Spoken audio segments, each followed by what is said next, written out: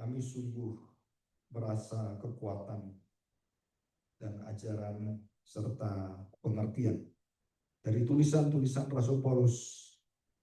Tidak mungkin kami mengerti hanya sekali dan dua kali baca.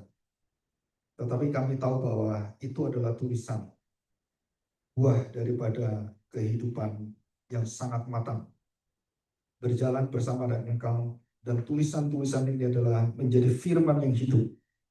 Karena dengan kuasa Roh Tuhan, Engkau menuliskan, dan Engkau sendirilah yang memakai hidup Rasul Paulus menjadi contoh bagi kami, mulai dari hati, pikiran, perasaan, sampai seluruh kehidupannya.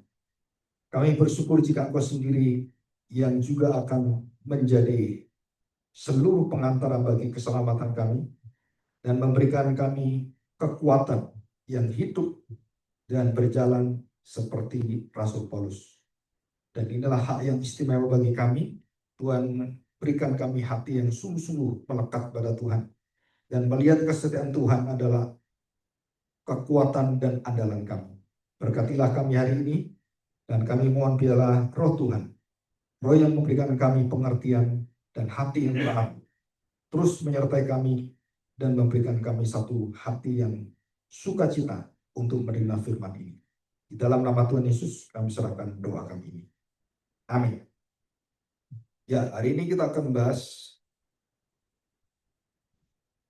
satu tema yang lebih khusus ya. Kita akan buka Galatia pasal kedua. Ini berkaitan dengan iman. Iman yang subjektif dan iman yang objektif. Nanti bahasa Latin ya, pakai bahasa Latin, dan itu juga dipakai oleh beberapa bapak gereja dan terutama para teolog reform, dan ini menjadi satu aklamasi bersama. Kita buka Galatia pasal 2 ayat 19 dan ayat yang ke-20. Sebab aku telah mati oleh hukum Taurat dan untuk hukum Taurat, sebab aku hidup untuk Allah. Dan dikatakan di sini, aku telah disalibkan dengan Kristus.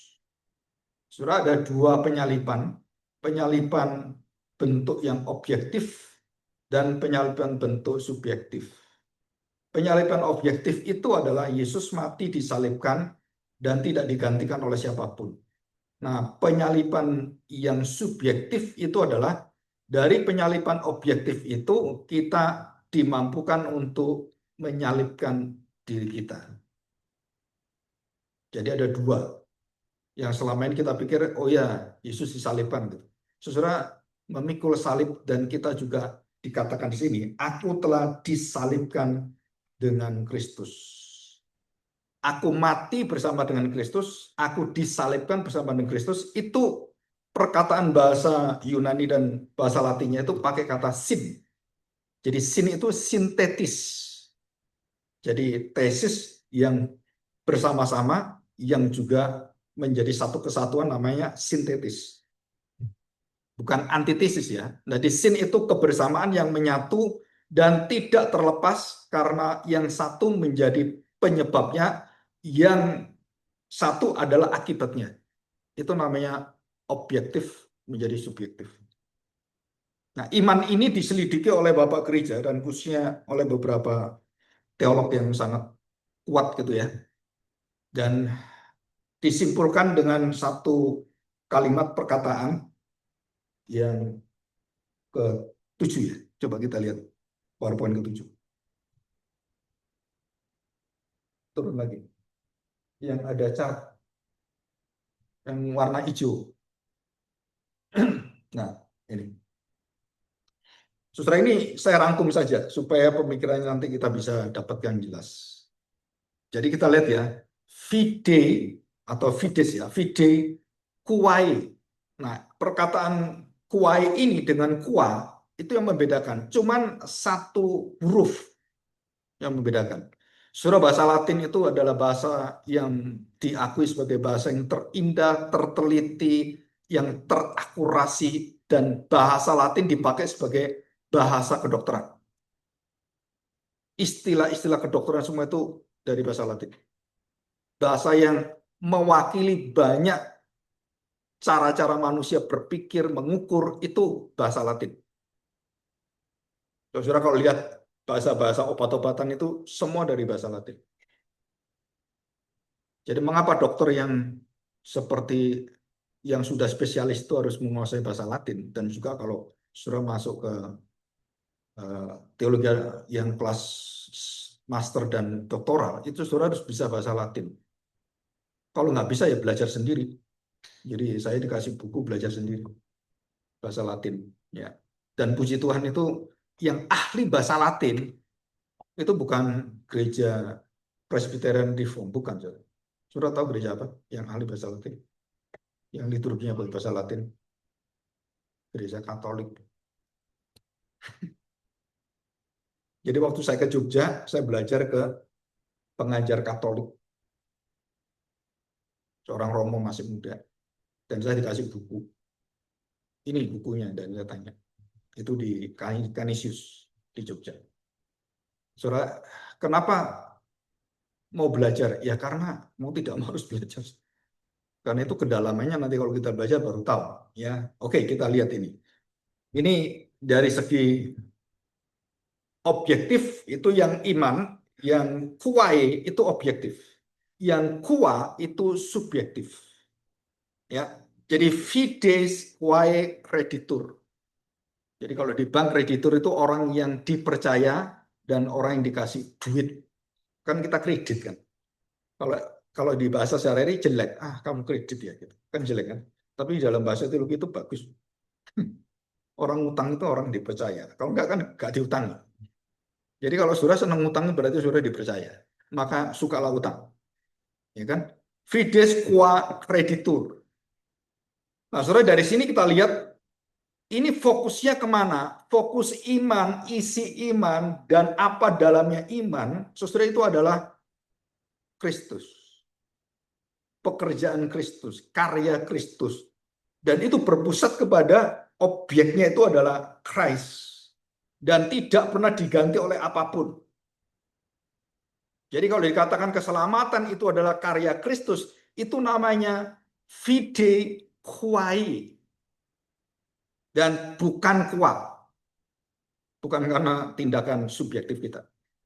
Tapi itu adalah penetapan dari Allah. Nah, itu dinamakan iman objektif. Iman yang ditanam.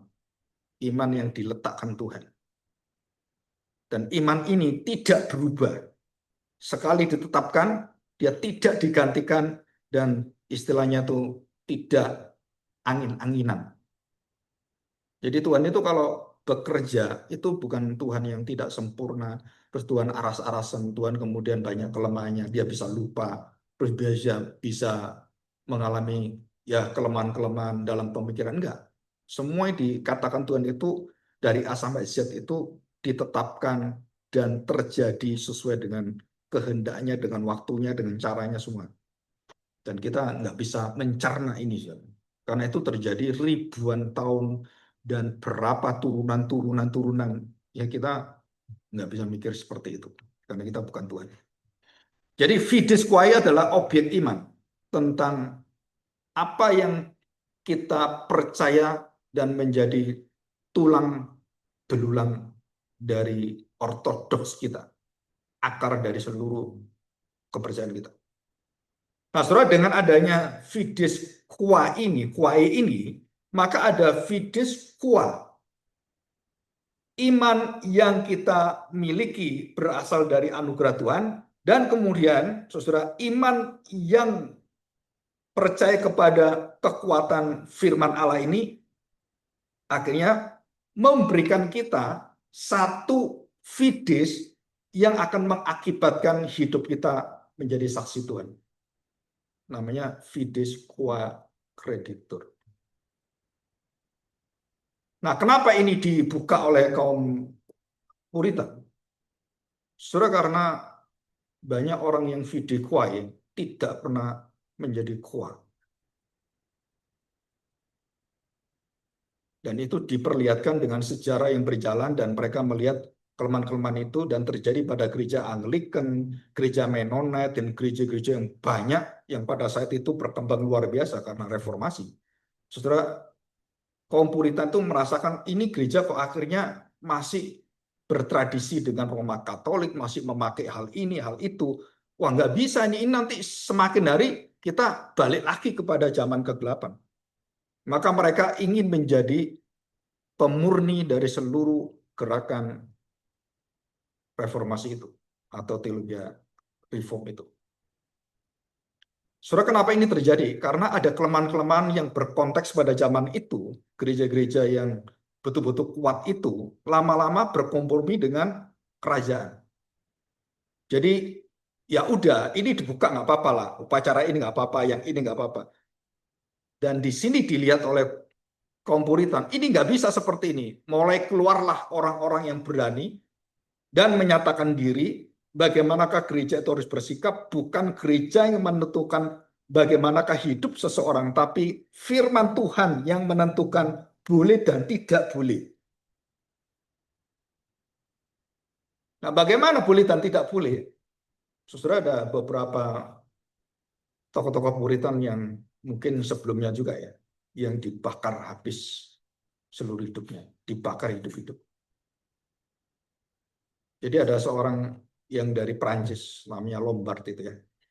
Dia hanya mengambil sebagian firman Tuhan dan diterjemahkan dalam bahasa Prancis. Terus dia ajarkan itu, dibakar.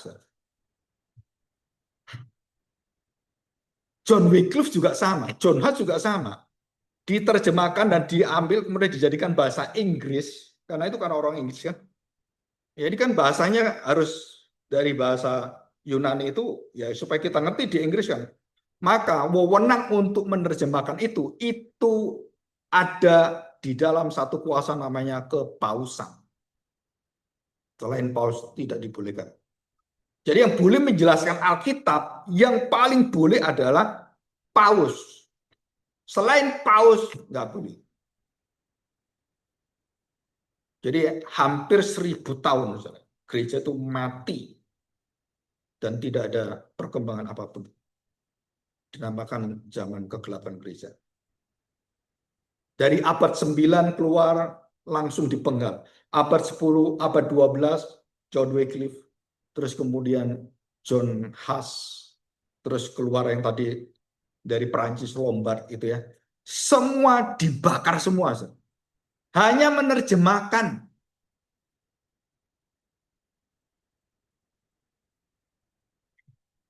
Bayangkan, menerjemahkan. Kalau sekarang gereja Roma Katolik nggak bisa ngelawan, yang harus dibakar siapa? Paman Google. Kan ada Google Translator. Dibakar aja itu ya. Tapi nggak bisa. Kenapa nggak bisa? Saudara coba kita lihat, kenapa gereja bisa pikirannya mati seperti itu dan imannya itu kemudian menjadi iman yang subjektif menjadi objektif, yang objektif dijadikan subjektif. Seharusnya saya itu harus beriman kepada yang ditetapkan subjektif. Oh, nggak bisa, saya menentukan. Jadi yang harusnya ditentukan, yang menentukan. Yang harusnya menentukan, ditentukan. Jadi peran Allah itu diambil oleh siapa? Oleh kepausan.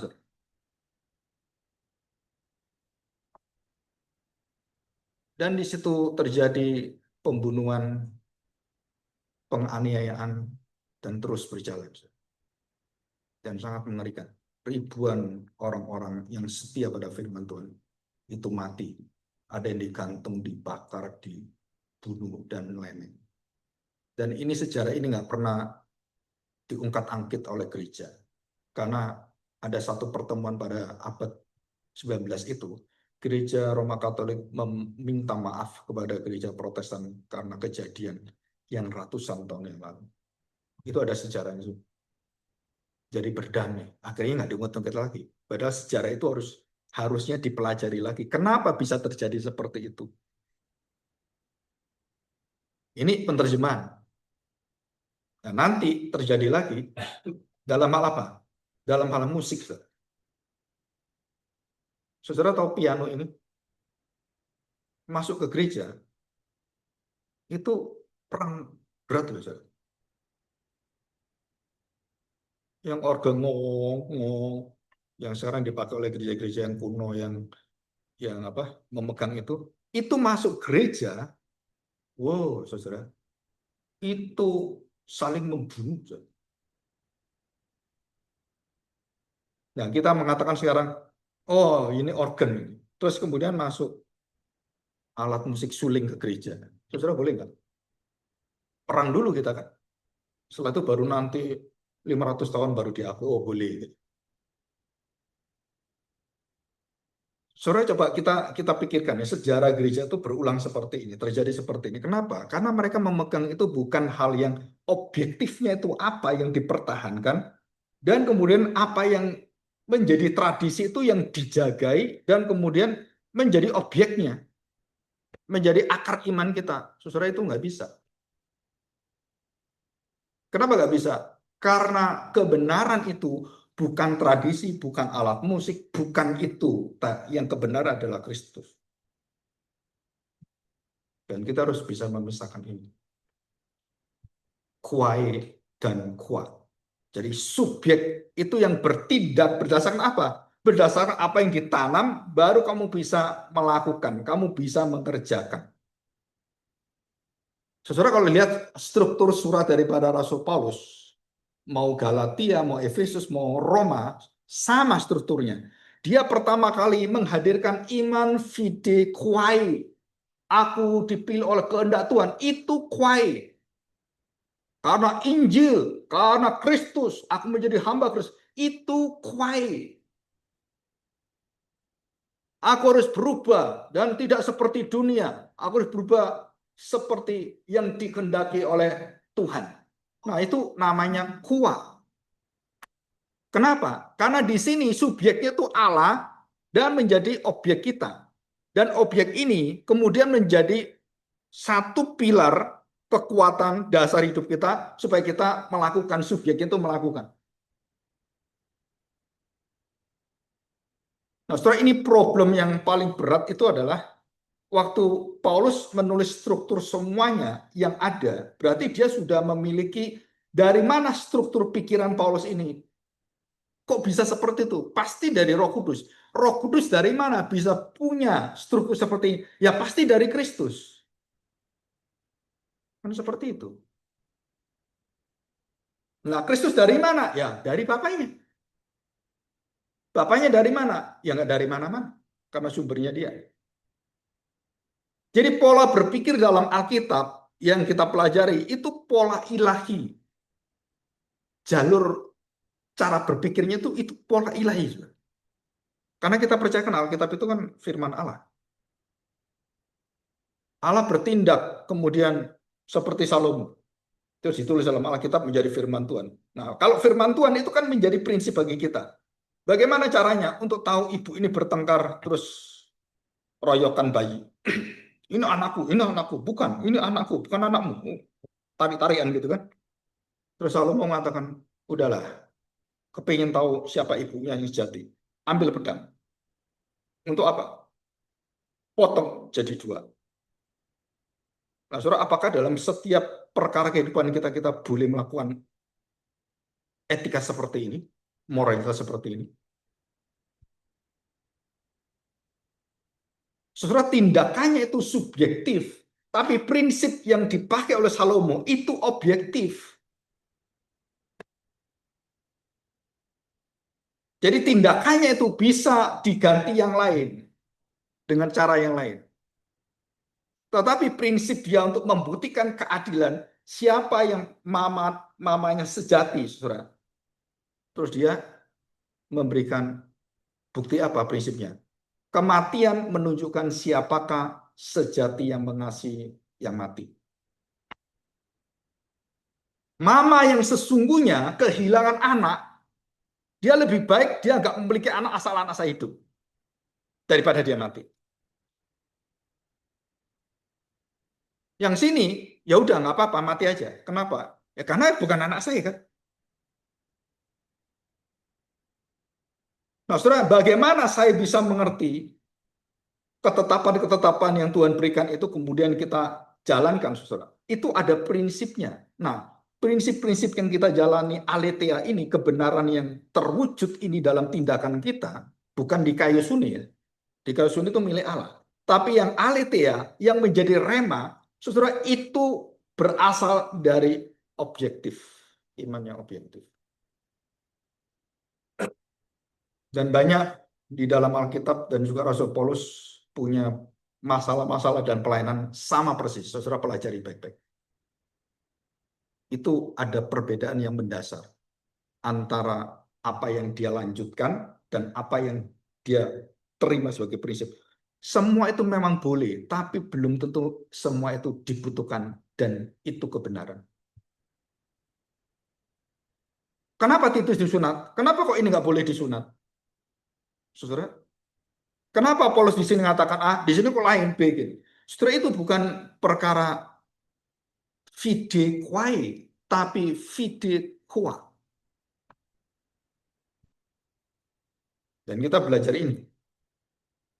Jadi, saudara, secara pemikiran atau karakter dalam fide quae ini adalah dia secara kognitif, proporsional, dan seluruhnya itu sudah ditetapkan dan tidak bisa diubah-ubah. Tidak ada seorang pun datang kepada Bapa selain melalui anak. Itu kuat atau kuai? Jawabannya kuai. Barang siapa yang tidak menuruti aku, dia mengaku, tapi dia tidak menjalankan kehendakku, maka dia bukan milikku. Dia bukan muridku. Kan gitu kan? Itu apa? Fide kuai atau kuat? Fide kuat. Jadi kalau kita sudah ngerti ini gampang kan mikirnya kan? Oh iya gini. Nah dari pikiran ini saudara, terus saudara masukkan dalam etika, dalam moralitas, ketemu semua yang betul-betul bisa melampaui moralitas etika. Itu pikiran Alkitab, bisa memimpin moralitas. Bangsa Indonesia itu udah nggak ada moralnya. Saudara. Pengadilan itu nggak ada moralnya, nggak ada etika. Ada dasar negara, ada hukumnya, undang-undang ada, kuainya ada, tapi kuah rusak semua. Saudara. Ini itu rusaknya luar biasa dari ujung ke ujung. Korupsi nggak pernah berhenti. Apa nggak punya hukum, nggak punya keadilan? Ada semuanya. Kantor pengadilan, gedung pengadilan ada. Loh, kenapa nggak bisa dijalankan? Karena subjeknya rusak. Bukan hukumnya, yang jalani rusak. Sebaik-baik hukum kalau orangnya berkongsi, berkolusi, hukum sebaik apapun, kalau sistemnya dijalankan orang, nggak bisa, saudara, percaya saya.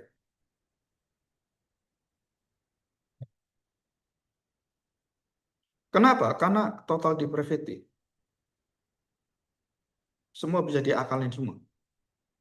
Saudara, waktu kita mendengar MBG ditangkap, 3 orang ditangkap, nggak mungkin 3 orang, bisa ratusan, bahkan ribuan orang. Kan itu sistem. Ada orang di DPR, ada di partai, itu ikut semua. Kalau mau bersih, ya bersih sekali kayak di China gitu kan. Bersih, masukin peti mati semua, dihukum mati, mati semua. Wah, setuju saya. Kenapa ya? Karena saya bukan mati, yang lain kan mati. Setuju aja kan. Kita nggak rugi. Kapan itu ditegakkan? Nah, selama kita hidup seperti itu, saya beriman, saya ngerti Kristus, tapi subjeknya, pengertian saya itu nggak pernah terwujud, nggak pernah terjalankan, termanifestasi. Tuhan Yesus mengatakan, kamu bukan milikku, karena kamu tidak menuruti firman-Ku. Dan itu terjadi pada siapa? Gereja-gereja reform yang ada di Jerman semuanya. Dan ini terjadi di mana? Di gereja Galatia, gereja Efesus. Nah, kita lihat Efesus pasal 3. Coba kita lihat. Efesus pasal 3. Ayat 16. Nah, saudara, Galatia 2 Pasal 20 itu fide quae. Nah, Efesus ini adalah fide qua. Bedanya apa? Nah, saya lagi supaya kita bisa jelas, kita mengerti, oh ini iman kita itu berurusan dengan sumber iman, ketetapan iman, penetapan dari Allah itu anugerah iman, atau saya yang bertanggung jawab enggak ini dalam iman saya? Menjalankan enggak?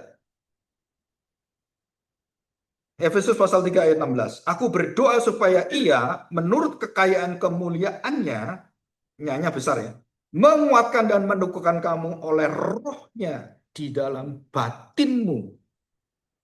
Jadi ini berbicara pekerjaan siapa? Pekerjaan Roh Kudus. Jadi siapakah yang bisa membuat kuai menjadi kuah, akuai jadi aqua, akuai kan, menjadi aqua. Itu siapa yang bisa kerjakan? Rasul Paulus mengatakan roh Allah. Bukan kepintaran, bukan pikiran. Itu yang menghidupkan itu roh Allah. Bukan jasamu. Bukan. Dikatakan di sini. Ya, meneguhkan kamu oleh rohnya di dalam batinmu. Sehingga, nah baru muncul ini. Imanmu Kristus diam di dalam hatimu dan kamu berakar serta berdasar dalam kasih. Muncul dia. Iman apa ini? Ini iman kuat. Aku berdoa supaya kamu bersama-sama dengan segala orang kudus dapat memahami betapa lebarnya, panjangnya. Ini iman apa? Menikmati betapa lebar, panjang, dalam, dan luar biasanya. Waduh, keindahan daripada kasih Kristus. Itu apa? Tidak kuat.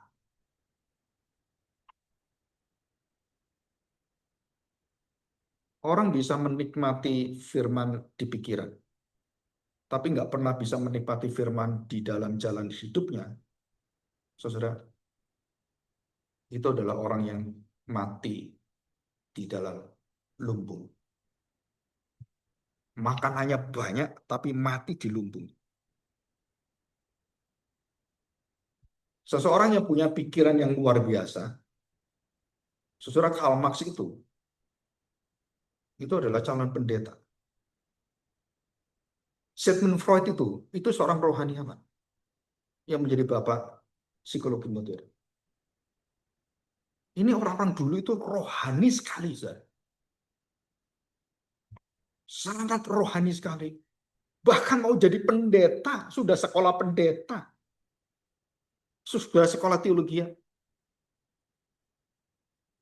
Kuahnya tinggal melangkah menjadi kuah, dia berpikir balik dan mempertanyakan segala hidupnya dan melihat seluruh kejadian. Dia kecewa dengan pemimpin gereja, kecewa dengan pendeta, kecewa dengan semuanya. Dia berbalik dan dia melawan Tuhan. Kemudian dia membuat satu ajaran baru, sosialisme. Dari mana sosialisme? Itu karena ketidakpuasan terhadap sosial gereja, dia keluar sosial humanisme. Itu akarnya di situ. Jadi banyak gereja itu yang menentang gereja, yang tidak menjalankan semuanya. Keluarlah semua ajaran-ajaran psikologi modern itu semua dari gereja yang tidak melayani dengan baik, dan ketidakpuasan itu melahirkan ajaran-ajaran sosial, psikologi, sosiologi itu dari gereja. Karena peran gereja kuahnya mati, saudara.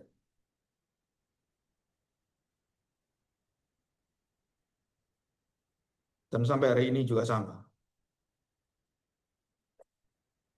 Dan dijawab dengan satu gerakan Pentakosta.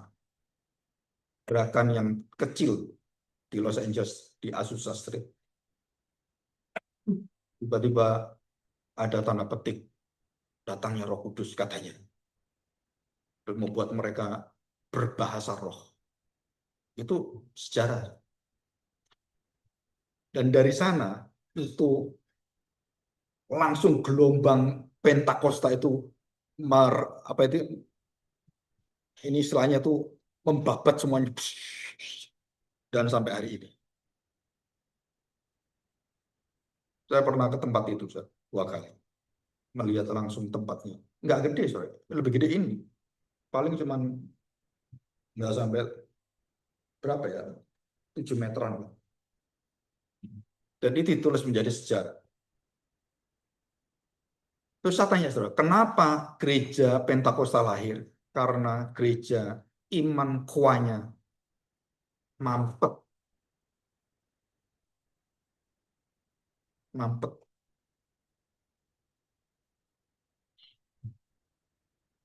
Dan berpikir bahwa, coba kita lihat Zakaria pasal 6, pasal 4 ayat 6.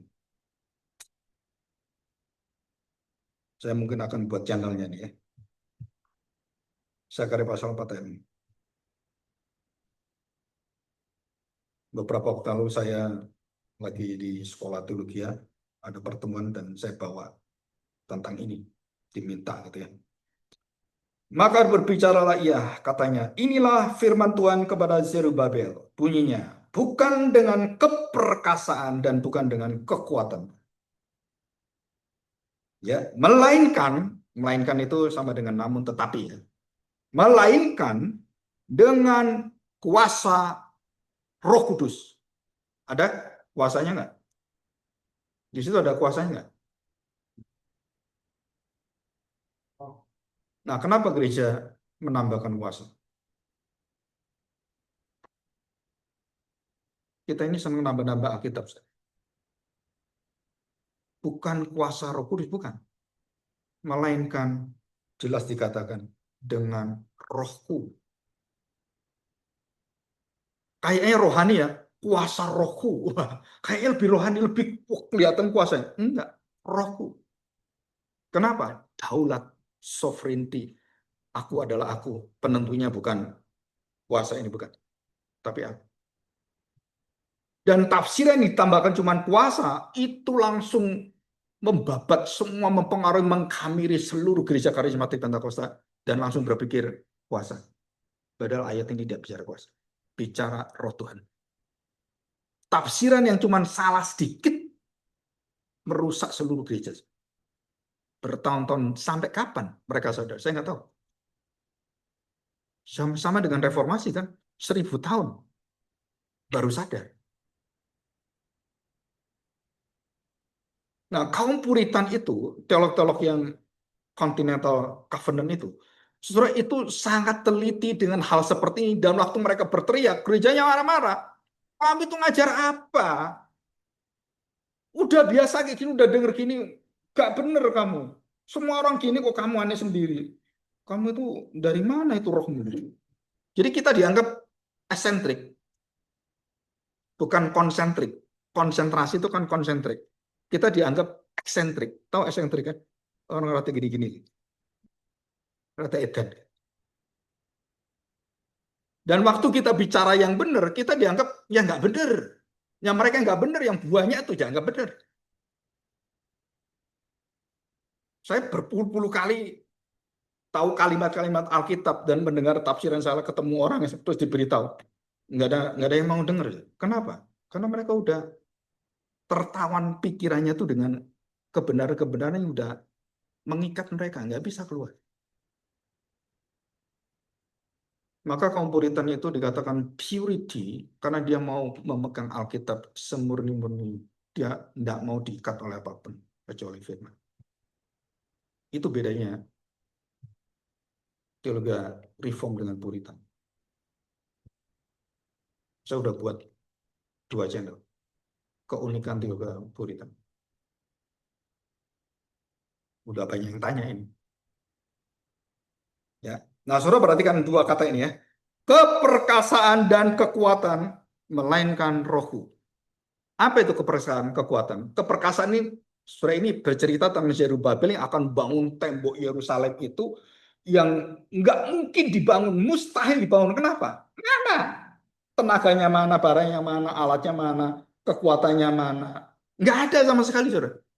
Tapi diminta untuk membangun itu kembali. Mustahil. Itu jawabannya gitu. Berdasarkan kekuatan saya, keperkasaan saya. Nggak ada. Keperkasaan itu apa? Sesuatu yang kita berada di luar manusia yang bisa diandalkan menjadi alat membangun, baik itu media, baik itu organisasi, baik itu gedung gereja. Ini semuanya. Yang kita pikir bisa menarik orang. Kamu gereja kenapa? Aduh, gedungnya bagus.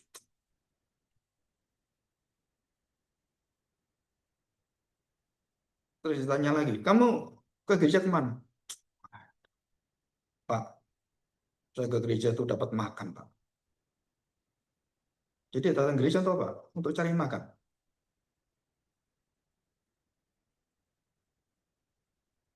Apakah gereja itu mencari orang cari makan? Bukan. Gereja memberikan makanan itu adalah karena belas kasihan, karena orang lapar, ya dikasih makan karena yang perlu makan, kasih sembako gitu kan. Tapi bukan karena itu, kamu ditarik bukan karena ini.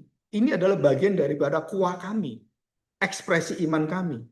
Tapi yang menarik itu bukan ini. Kamu datang pada Kristus. Kamu percaya pada Kristus. Nah, keperkasaan itu apa? Itu seperti tentara militer, seperti kekuatan yang diandalkan manusia. Apakah itu bom nuklir, bom atom, bom-bom yang lain gitu ya. Ekonomi, dan yang luar biasa sekarang, the first person dalam zaman ini, in the history, yang punya kekayaan $1 trillion, Elon Musk, baru IPO perusahaannya. Sudah tahu kekayaannya berapa? 12.000 triliun. Itu cuma $1 triliun itu kan sekarang 18.000. Kan 18.000 kan dolar sekarang kan. Satu orang saja. Bangsa Indonesia itu APBN ditutup oleh dia. Selesai. 3-4 negara ditutup dengan kekayaannya. Selesai. Nggak bangkrut Indonesia. Satu-satunya manusia yang mencapai $1 triliun. Dan baru beberapa hari lalu, itu lagi viral di seluruh dunia. Siapa? Orang jenius namanya Elon Musk. Dia orang Kristen, tapi rada liberal juga. Yang ngomong dia percaya Kristus. Tapi nggak seperti kamu percaya Kristus. Saya percaya Kristusnya lain. Nah, ini lain apa lagi? Aneh-aneh juga ini orang-orang pintar.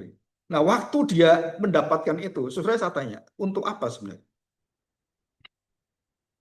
Apakah itu kekayaan duit semua? Enggak, itu aset dia semuanya. Dan itu nanti berkali lipat, diperkirakan 25 kali lipat kekayaan. Dan tidak ada satu orang pun bisa lebih kaya dari dia. Nah, saudara, kita melihat sekarang, apa yang kita andalkan? Terus di sini katakan keperkasaan dan kekuatan. Bahasa Ibrani itu bekail. Bekail itu berkayal. Tahu? Kalau sama kamu berkayal, itu kepingin tapi nggak bisa. Nah, itu berkayal. Kalau itu berkayal-kayal, berkayil-kayil. Berkayal itu kan biasa. Berkayil itu terlalu berkayal. Itu bekail. Oh, kalau bisa kuasa ini. Nah, yang kedua, ini urutan, saudara. Aduh, bahasa Ibrani itu banyak bahasa apa ya, paralelisme. Bekail dengan bekoa dan beruhi. Saya belajar dari kompuritan hal-hal yang sangat mendalam dalam Alkitab. Apa bekail? Kekuatan di luar diri kita. Apa bekoa? Kekuatan di dalam diri kita. Talenta kita, pinter, intelektual, kecakapan kita. Itu yang menjadi andalan kita. Dan menjadi tanda petik idola kita, favorit kita. Dan itu mempengaruhi seluruh dunia dan seluruh gereja tidak keluar dari hal ini. Saudara lihat setiap gerakan, setiap gereja punya idolanya masing-masing. Gereja Mawar Syaro, gereja Reform, gereja punya idola masing-masing. Itu bekoa. Gedung gerejanya bekail. Orangnya bekoa. Dan dikatakan firman Tuhan, bukan karena bekail, bukan karena bekoa, tapi beruhi. Apa beruhi? Karena roh Tuhan. Ruh itu roh. Bahasa Ibrani ruh. Ruh Allah. Jadi bukan karena kekuatan itu di luar kamu, bukan kekuatan dirimu, bukan kekuatan manusia, bukan kekuatan dunia, tapi roh Tuhan. Jadi jika kamu pakai kekuatan dirimu, kekuatan kecakapanmu, kehebatanmu dalam segala hal, dalam rohani, dalam pekerjaan apapun, tanpa roh Tuhan, mati semua. Gak ada satupun hidup. Dan itu dikatakan pada Zerubabel pada Tuhan. Jika bukan karena rohku, kamu gak mungkin bisa bangun yang aku perintahkan. Jadi Tuhan ingin gerejanya berdiri, bergerak, hidup, bertumbuh. Bukan dari bekayil, bukan dari pekwa. Tapi berusi. Tunggulah, nantikanlah kuasa. Jadi siapa yang bisa menggerakkan iman, fide, kwa, saudara itu roh Tuhan. Bagaimana roh Tuhan memberikan pada kita? Bukan berdasarkan jasa kita, usaha kita, kekuatan kita, terus keperkasaan kita, tapi roh Tuhan.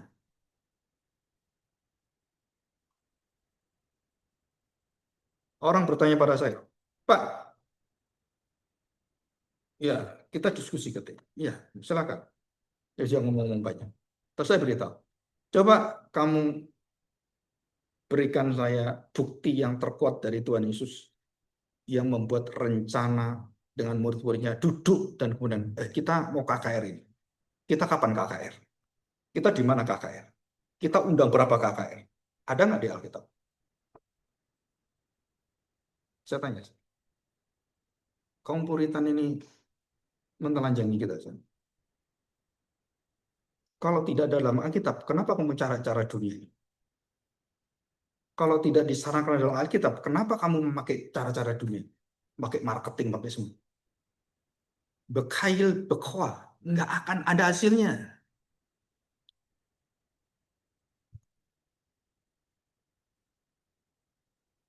Ada nggak di Alkitab Tuhan Yesus dengan muridnya? Ayo kita merencanakan ini, nanti hari ini, terus kalau bisa kita kumpulkan. Gimana caranya? Kamu ke sana ya, beritahukan teman-teman. Ada nggak? Ada nggak cerita itu? Ada nggak metodenya dibuat seperti itu? Nggak ada. Di mana Kristus berjalan, di mana hatinya digerakkan oleh Bapaknya, dia melayani, dan dia jalan hidupnya, itulah jalan hidup kita. Misinya, itulah misi kita. Caranya, cara kita. Miliknya, milik kita. Mau nggak kita melakukan ini? Nggak ada yang mau. Karena merasa sudah berhasil dengan cara-cara seperti itu. Waktu melihat Tuhan Yesus, jangan. Itu kan zaman dulu. Kan ini zaman sekarang kan zaman teknologi canggih. Bagaimana Tuhan Yesus memberitakan Injil? Apakah memakai digital media? Mungkin Tuhan Yesus kaget juga kita lahir sekarang kan. Ada ya seperti itu ya. Rasul Paulus juga kaget kan. Tapi prinsip fide quae tidak berubah. Soalnya zaman mau berubah pakai manusia hebat apapun. Penginjilan tetap fide quae. Apa artinya? Apa yang dijalankan murid-murid, rasul-rasul, dan Yesus sendiri dari rumah ke rumah, dari gang ke gang, dari kampung ke kampung, dari desa ke desa, dari kota ke kota, dia berjalan, dia menyampaikan dari keluarga ke keluarga, dari teman kepada teman. Bukan dirancang dengan kekuatan massa yang besar. Lupa kan ada itu di kisah para rasul, itu 3.000 orang. Saya tanya, siapa yang rancang? Dan apakah terjadi lagi? Kemudian enggak ada.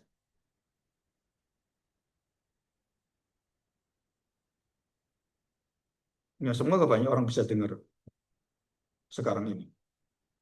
Coba saudara, pola berpikir kita yang di dalam sepertinya tuh, wah ini berhasil gitu. Saudara sedang dikotak dengan Pax Diabolika, Law of Diabolika. Apa itu? Dibuat oleh sistem kegelapan dan kita tidak pernah tahu bahwa itu adalah kegelapan. Dengan cara-cara mematikan kita. Saudara saya tanya, kan kita mau ke gereja, pindah ke satu gereja Angel Cafe. Saya tanya, kenapa gereja itu sudah nggak ada? Dan ini hampir semua gereja sama. Yang mengandalkan figur seseorang dan figurnya nggak ada. Nggak ada. Saya. Itu spiritnya nggak ada, hilang. Kenapa? Karena bekoa. Karena figur, idola, kultur, dan itu penampakan favoritisme. Nggak akan bertahan, saudara percaya.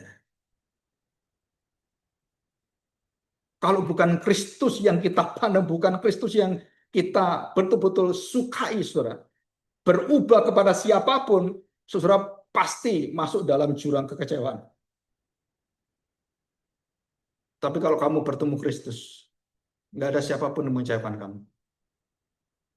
Betul nggak? Kita puas dengan Kristus. Nggak bisa digantikan. Nah, saudara, dari iman yang fide quae ini, Paulus menjelaskan kepada kita bahwa baik di Efesus, baik di Galatia, dia menjelaskan apa yang menjadi satu kekuatan. Nah, inilah yang dituliskan oleh seorang bernama John Owen. Waktu dia menuliskan satu buku yang banyak orang cuma taunya satu sisi, padahal buku itu ada di dalamnya sisi yang lain. Nah, ini ya. Coba kita lihat yang PowerPoint ke-6. Kematian diri dan kebangkitan diri yang hidup. Saya tahunya ini dari tulisan Sinclair Ferguson. Membaca ini. Jadi mortification of sin itu, saudara, itu adalah bagaimana dirimu itu harus mati di dalam kematian Kristus itu. Saudara, bukan sampai di situ kita selesai. Oh ya, saya sadar dosa saya. Bukan, bagaimana kamu menghidupkan yang sudah mati itu dengan kehidupan Kristus. Vivification of the truth. Banyak orang itu cuma tahu setengah jalan, sadar betul bahwa oh ya begini, tapi hidupnya tidak pernah punya kuat. Imannya itu berhenti kepada bukan pada kehidupan yang diminta Tuhan, menghasilkan buah Roh Kudus. Tapi menghasilkan kerja Roh Kudus, bukan buah. Kerja daging. Galatia pasal 5:19 dikatakan kerja, bukan hasil. Tapi Galatia 20 dikatakan hasil berbuah. Itu katanya tuh ergo di sini adalah buah, berbuah seperti karpos. Saudara coba lihat ya, sampai telitinya seperti itu. Orang baca nggak tahu. Kenapa kekayaan firman Tuhan seperti ini yang dimiliki oleh covenant reform itu, traditional reform, yang klasik reform itu, tidak pernah dibuka itu di mimbar-mimbar reform. Saudara dengar di gereja reform, pernah buka-buka hal seperti ini, kedalaman firman Tuhan? Sampai pada dalam dasar-dasarnya.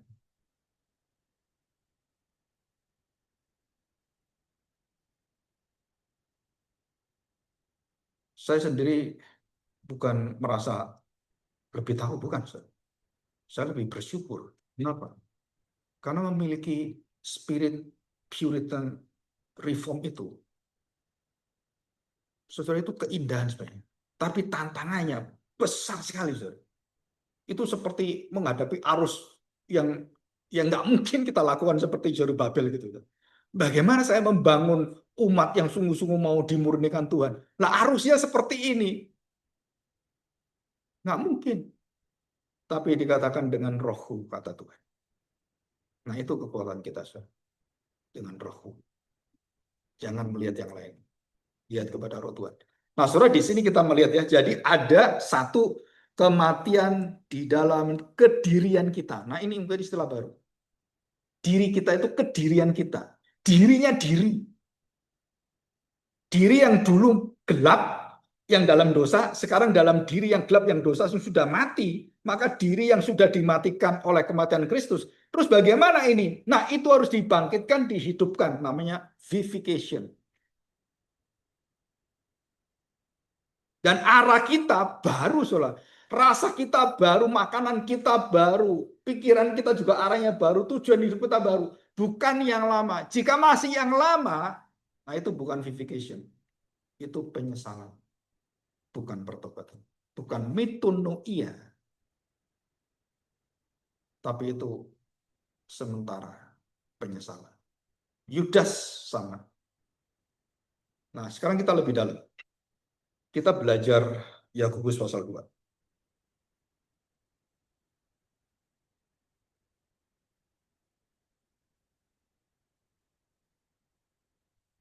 Coba Yakobus pasal 2 ya.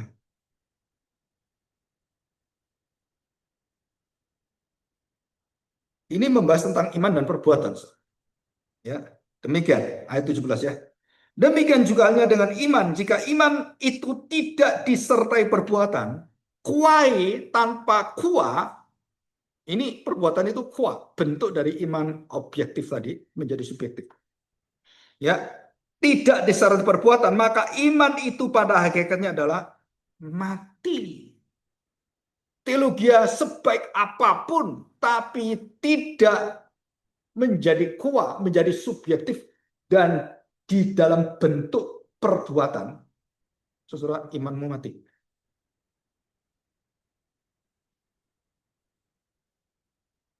Tetapi mungkin ada orang berkata padamu ada iman dan padaku ada perbuatan. Jadi ini pecah. Yang satu beriman, satu perbuatan.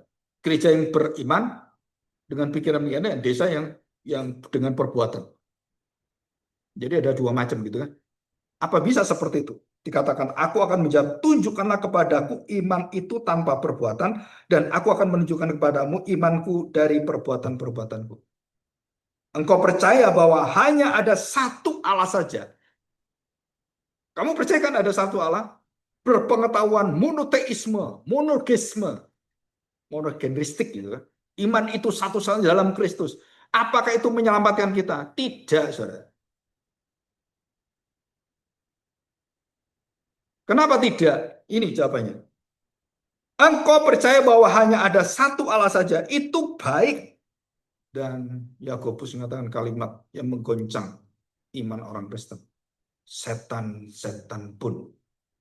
Bayangkan, saudara. Para setan-setan itu dikatakan di sini juga percaya, beriman akan hal itu, dan mereka lebih gemetar, lebih takut dari kamu. Coba bayangkan, saudara. Jadi pengetahuan kita bahwa iman dengan pengetahuan setan yang dengan imannya itu lebih beriman setan daripada kita. Terus saya tanya, tapi setan tidak ada perbuatan, tidak ada kuahnya.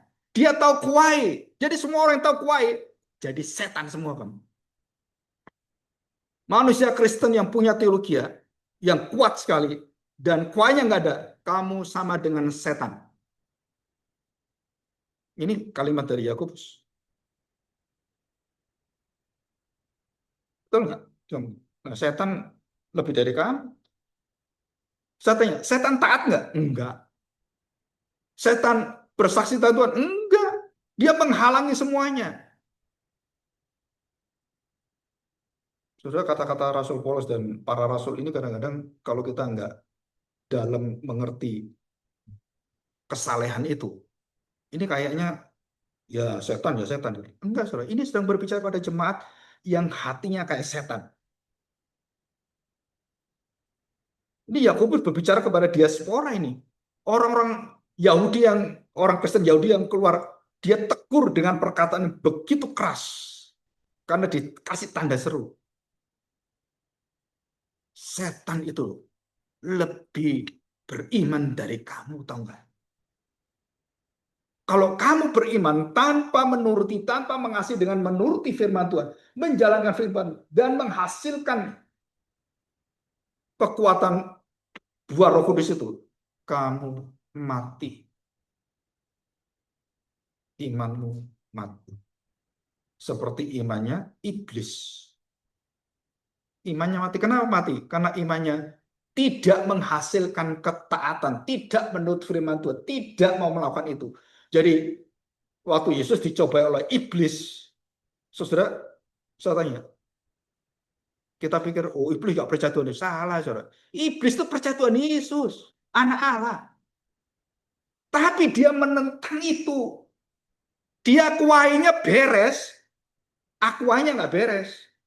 maka iblis harus minum aqua dulu supaya beres dia. Nah, setelah saya tuh kadang-kadang gentar. Kenapa? Semakin kamu mengerti firman Tuhan, kamu ditanya Tuhan, kamu menuruti nggak firman Tuhan? Kamu jalani nggak? Kalau tidak, maka ditulis tembok rumah kita. Kamu sama dengan setan-setan. Kan gitu kan? Saya melihat orang-orang bangga dengan banyak hal itu. Ya tadi kan, keperkasaan, kekuatan. Apa sih yang dibanggakan sebenarnya? Kamu tuh bangga apa? Rohku. Apa itu roh Tuhan? Kerendahan hati, sabar, sukacita. Bukan kekuatan saya, bukan, saudara. Jadi gereja yang betul-betul penuh Roh Kudus itu jemaatnya dipenuhi dengan kesabaran, sukacita. Bukan wah ke gereja pakai mobil McLaren gitu kan. Wah gereja orang kaya-kaya ini kenapa?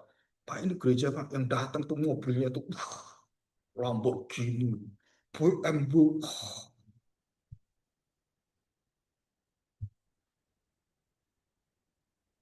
Ada satu pengalaman yang menarik, Ustaz.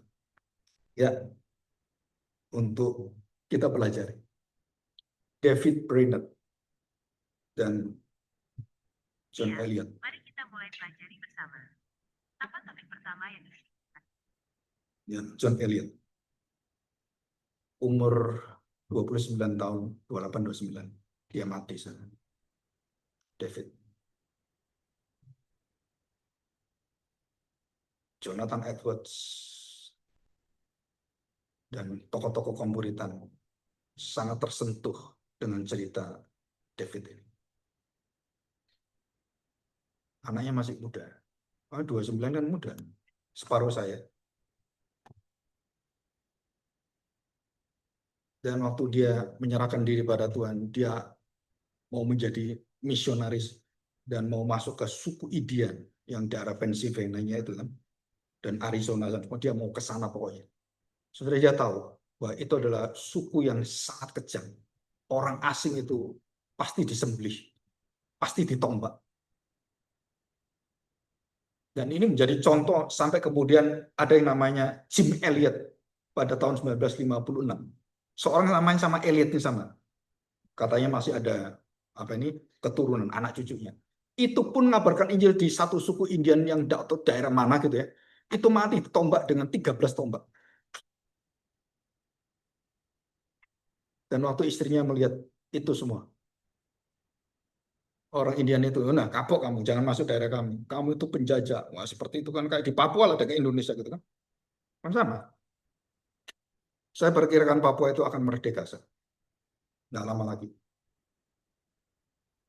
Karena kondisi negara yang nggak bisa diandalkan. Nah, Jim Elliot, terus kemudian John Elliot ini dan juga yang lainnya semua. Waktu cerita hidupnya dan diarinya dibaca, saudara, membuat Jonathan Edwards menuliskan satu pesan dengan satu kalimat, masihkah aku layak melayani Tuhan dalam tempat yang lebih nyaman dari kamu? Orang-orang itu akan melihat kisah seorang yang dipakai Tuhan menjadi hambanya yang setia. Kita yang berada di tempat yang jauh lebih enak, jauh lebih nyaman, dan melihat mereka, saudara, maka mulut kita seperti Edwards, masih layakkah saya melayani Tuhan dengan kenyamanan seperti ini? Saudara, itu mempengaruhi seluruh hidup. Maka disitulah Jonathan Edwards waktu membaca riwayat hidup David Brainerd dan Roh Kudus itu memakai dia dan dia berkhotbah yang menggoncangkan seluruh dataran di mana Amerika itu ada. Bukunya yang banyak diterjemahkan, Orang Berdosa di Tangan Allah yang Murka. Saudara, Jonathan Edwards khotbah, nah seperti orang-orang khotbah sekarang enggak. Dia khotbahnya tuh boleh dikatakan sangat akademis teoritis dan panjang, saudara. 3 jam, 2 jam lebih. Tapi orang itu bisa mendengarkan setelah selesai, saudara, mereka tiba-tiba ada yang jatuh, yang seperti gereja sekarang, kan? Tumbang dalam roh. Terus mereka kemudian nangis, wah, sampai seperti apa itu nangisnya. Dan itu ditulis dalam sejarah misionaris dunia. Dan mereka mengerang, menangis, terus kemudian mereka, ya ada dikatakan salah satunya tuh sampai mual dengan dosanya. Bayangkan, saudara pernah tahu dosamu terus kamu bisa mual-mual gitu? Jijik dengan dosamu sampai enggak kan? Berarti kurang berdosa kamu. Kurang mual kan? Waktu Jonathan Edwards melihat ini, saudara, siapa yang pengaruh dia? Ini orang-orang pengaruh dia tuh orang yang sudah menderita luar biasa, dan waktu dia memperlihatkan seluruh karya Tuhan itu, terus dia apakah bangga?